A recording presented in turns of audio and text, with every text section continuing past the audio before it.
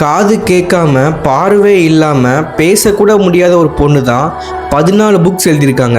And 39 கண்ட்ரீஸ்க்கு மேலே ட்ராவலும் பண்ணியிருக்காங்கன்னா அவங்களால நம்ப முடியுமா? This is 100 days 100 success stories day 16. இந்த மாதிரி இன்ட்ரெஸ்டிங்கான வீடியோஸ்க்கு நம்ம பேஜை மறக்காம ஃபாலோ பண்ணிக்கோங்க. ஹெலன் கெல்லர் 1880s அலபாமா அமெரிக்காவில் ஓரளவுக்கு வெல்த்தியான ஃபேமிலியில் தான் ஹெலன் கெல்லர் பிறக்கிறாங்க. பிறந்த 1.5 வருஷத்துலேயே ரொம்பவே ஹை ஃபீவர்னால பாதிக்கப்பட்டு தன்னோட பார்வையையும் கேட்குற திறனையும் இழந்துடுறாங்க. இதனால பேசவும் முடியாமல் போயிடுது.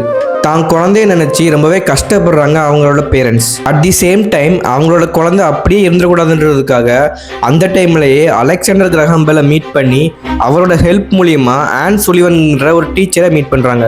ஆன் சுலிவன் ஹெலன் கெல்லரோட ஒரு டீச்சராக மட்டும் இல்லாமல் அவங்க லைஃபோட ஒரு பெரிய பேக் போனாவே இருந்திருக்காங்க. ஆன் சுலிவனோட உதவியால் தன்னோட 7 வயசுலேயே பொருட்களை தொட்டு பார்த்து உணர்ந்து மட்டுமே 500க்கு மேலே பெயர்களை படிக்கிறாங்க. பார்வை இல்லாதவங்க ஒரு மொழி கற்றுக்கிறதுக்காக யூஸ் பண்ணுற பிரைலிங்கிற ஒரு மெத்தடையும் கற்றுக்கிட்டு கிட்டத்தட்ட 7 மொழிகளை கற்றுக்கிறாங்க.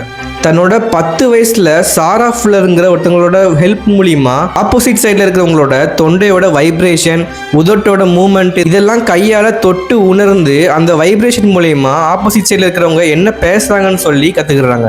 அண்ட் இது மூலியமா பேசவும் கற்றுக்கிறாங்க.